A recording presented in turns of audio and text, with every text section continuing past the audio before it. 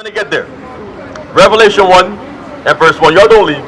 Revelation 1 and verse 1. Y'all believe? You believe in the Bible, sis? How about you? You believe in the Bible? You go to church? What church you go to? In Brooklyn? How about you? That's good. Stay out the churches. Right. The church, there's a lot of hypocrites in the church. And you know it, sis. Read what you got. Revelation chapter 1 verse 1. Go ahead. The revelation of Jesus Christ. So now the Bible says the revelation of Christ. What is the root word in Revelation? The root word in Revelation is reveal. Right. So the Bible, in other words, is saying the revealing of what Jesus Christ looks like. Right. For example, a lot of people say, you know what? No one has ever seen Jesus. But if no one has ever seen him, how was he nailed to the cross? Bring it out. Someone had to see him. Go ahead. The revelation of Jesus Christ, which God gave unto him to show unto his servants things which must shortly come to pass. So the Most High God revealed his son Christ to John the Revelator so that he can reveal his image in these last days. Right. You know why? Because there will be a lot of false image in the world. Right. And how would you know if you're looking at the real Christ or the fake Christ? Right. You have to go to the Bible. So let's go to verse 14. Verse 14. His head and his hairs were white like wool. So now, the first description that John the Revelator gave us is that the hair texture on his head is the texture of wool. Right. What race of people have woolly textured hair? How about you, sis? What nation of people have woolly textured hair? I'm gonna help you out. Black people. That's right. Read that verse again. His head and his hairs were white like wool. So the hair texture that's on Jesus' head is the texture of wool. So when John saw his hair, John said, you know what? I got to take record of this. Is this image woolly textured hair? Is any of these image woolly textured hair? No. Woolly textured hair is like, you remember the Jackson 5? And they all had big, beautiful afros? That's right. That's what John the Revelator saw. So he said, you know what? This is important. Let me take this down. Go ahead. As white as snow. And his eyes were as a flame of fire. And Christ had red eyes. You remember Christ's first miracle? He turned water into wine. When you drink wine or alcohol, the whites of your eyes, they turn red. I got you. Right? You got to get it. Go back. So Christ, so far, woolly textured hair, red eyes. No red eyes seen in the white image of Christ. Neither is his hair woolly. So that's strike two. Right. Go ahead. And his feet. So now John looked at the feet of Christ. I can see your feet. Your feet is the same color as the rest of your body. Right. Right? So John says, you know what? Woolly hair, let me describe it from his head to his toe. So he says, I looked at his feet. What does he see? And his feet. Like unto fine brass. So now John said his feet is the color of brass. What color is brass, my sis? Brown. So Christ is a man of color. That's right. Go ahead. As if they burned in a furnace. Christ wasn't just a light-skinned brother. Not dark, he was black. Right. You know what it means to be black? Like Wesley Snipes black. That's right. The same image a lot about people today we despise. In the islands, you know what black people do in the islands? They bleach their skin. You know why? From the womb. You know what image they see growing up? This image. So in the mindset of black people today, they say, you know what? The image of beauty is the image of the white man. Right. And the black people grow up with low self-esteem. They grow up with an inferior complex to the other races. And they grow up hating themselves. But the Bible says that the greatest man to ever step foot on the face of the planet is black. So you know what that means in the Bible, sis? Black is beautiful. That's what that means. So that's what we teach to our people. But a lot of our people today, they despise the image of the black man and the black woman. Right. That's why the black woman today, she goes to the salon. She gets blonde in her hair. She dyes her hair pink. She dyes her hair red. She dyes her hair blue. You know where that comes from? Not having the image of the black man as a superhero. Right. You understand that, my sis? You got some? Yes, get that. Wisdom of Solomon. Wisdom of Solomon, chapter 13, verse 3. Listen to this, sis. With whose beauty, if they being delighted, took them to be gods. Let them know how much better the Lord of them is. So let us know how much better the creator of Israel is, which is the Most High God. Go ahead. For the first author of beauty created them. The first author of beauty. You know what that means? God is the one that set the standard of what beauty is. Right. And when he made Adam, guess what color Adam was? Black. That's right. His son Jesus the Christ, guess what color he is?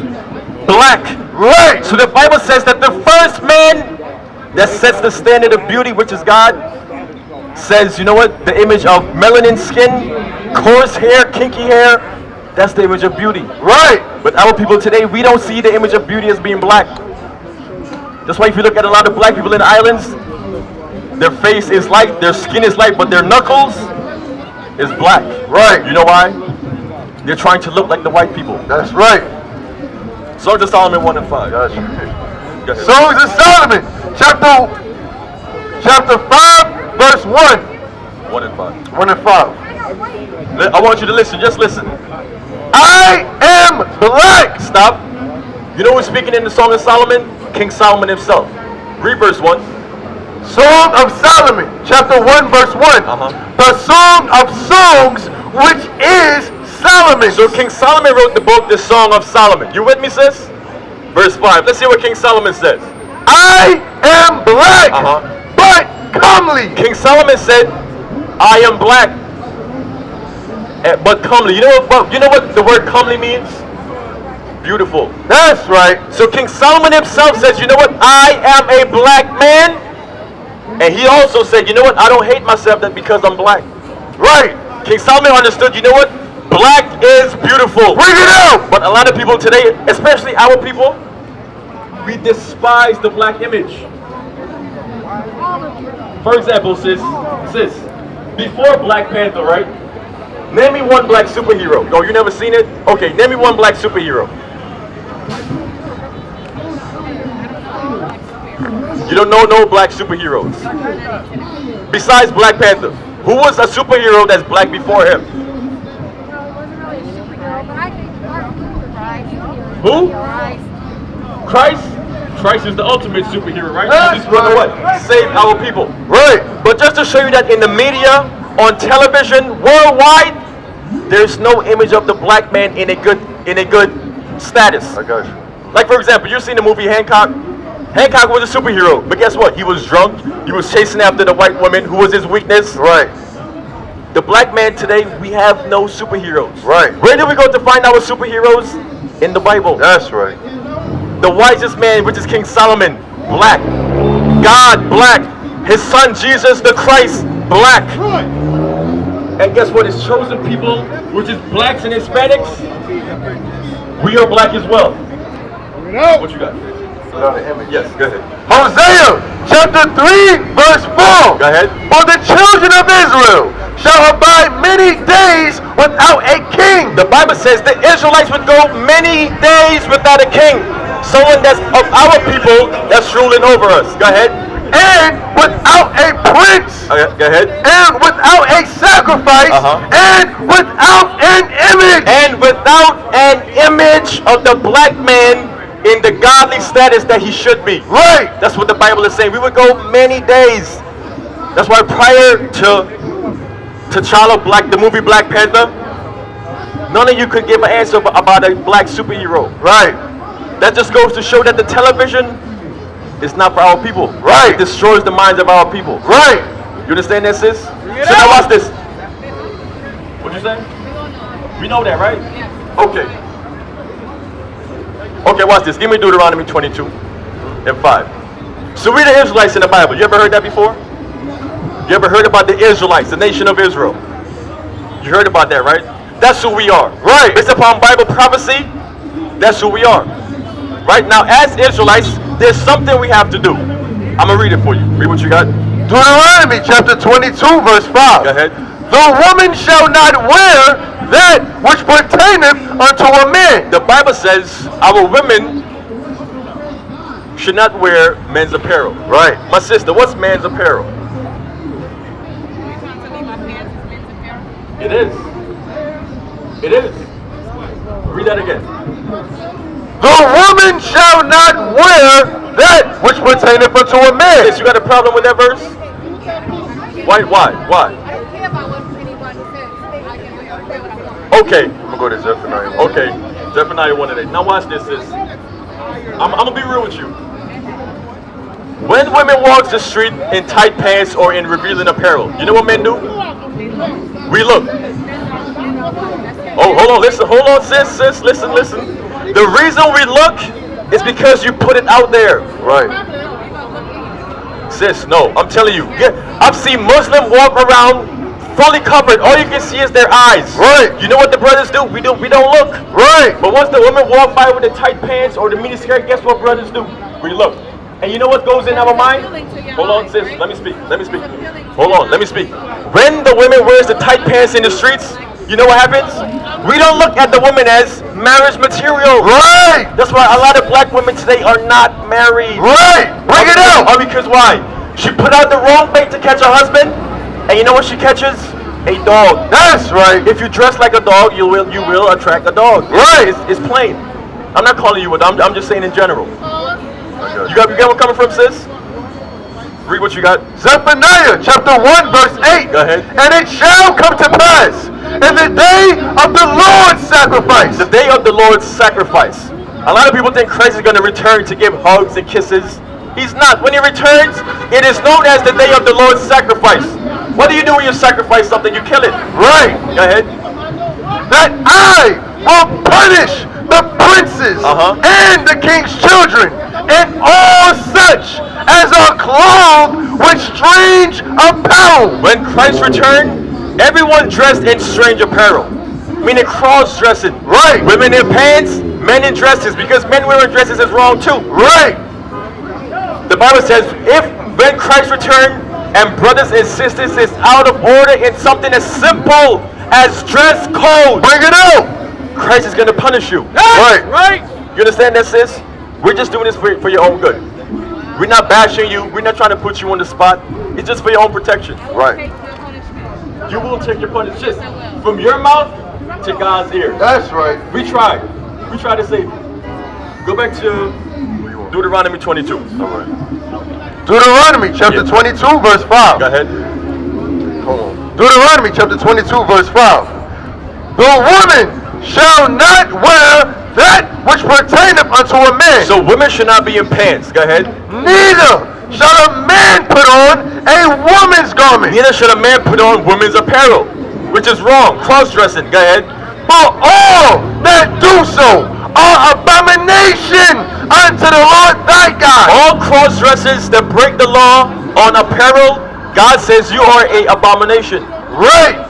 But guess what? You don't have to stay as an abomination in God's eyes. Right. That's what you can do. You can change. That's right. This Bible is all about change and getting right. That's right.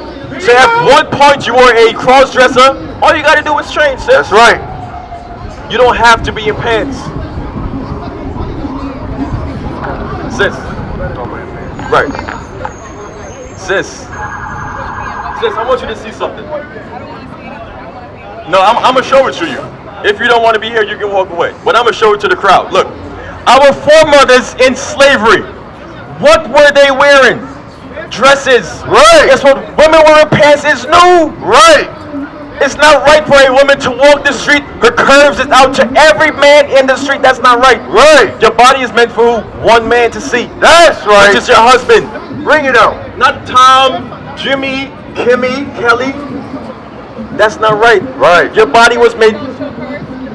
If you have a big butt, guess what you got to do? Wear a bigger dress. That's right. Simple and plain. That's right. That's all it is. That's all it means. Read that verse again. Deuteronomy chapter 22 verse 5. Go ahead. The woman shall not wear that which pertaineth unto a man. So women should not be in pants. That's in the Bible. Cross-dressing is wrong. The reason the reason we have a lot of resistance to our sisters is, you know why? Because they're in pants. Once the woman puts on the pants, you know what happens? She starts to act like a man. Right. That's why, sis, you're fighting against me. Right. And I'm only trying to help you. Read that verse again. Deuteronomy chapter 22, verse 5. Go ahead. The woman shall not wear that which pertaineth unto a man. So the Bible says women should not be in pants. Go ahead. Neither shall a man put on a woman's garment. Neither should a man wear a dress. Like Tyler Perry, Kanye West, Right. Jaden Smith, all Right. that madness. Go ahead. For all that do so are abomination unto the Lord thy God. But everyone that does that breaks the laws found in the Bible. So my brothers, I see you.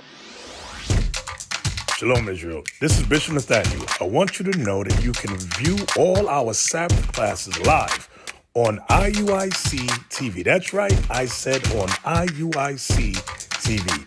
Download the app today. Shalom. We used to scream black power while heroin was pushed. But at the end of the day, nothing's in vain. IUIC has been given a vision. The tents of Judah has risen. Many has attempted the mission, minor murmuring, omitting, and missing the mark. Just reading that he had the flame of fire in his eyes gave us the spark. We on Paul's mission. We out on the road, purple and gold, from Mexico, Cuba, Haiti, Ghana, Sierra Leone. 144,000 boots banging, concrete crackling. These are our men repented at heart. The scriptures is proof. IUIC, we deliver the truth.